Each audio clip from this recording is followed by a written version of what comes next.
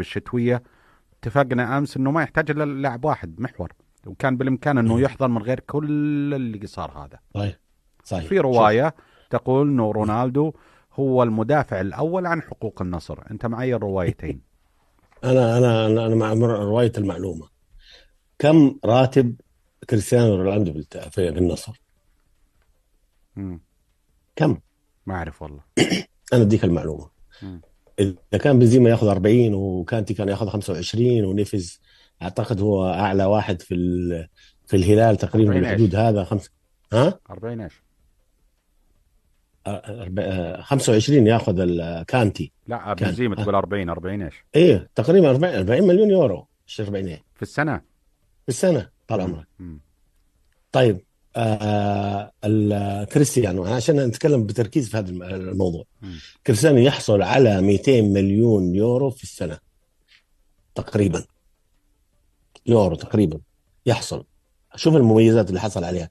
كان راتبه الموسم الماضي 150 مليون، حصل السنه هذه على 200 مليون، اضافه الى المميزات الاخرى. المميزات الاخرى ايش هي؟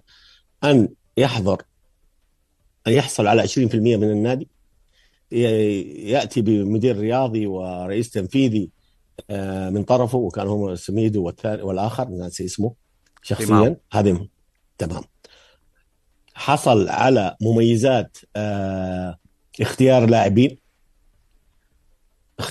واختيار جيسوس معهم ضمن ميزانيه كبرى لنادي النصر. لا تقول لي انت كم الارقام، شوف انت كم اللاعبين.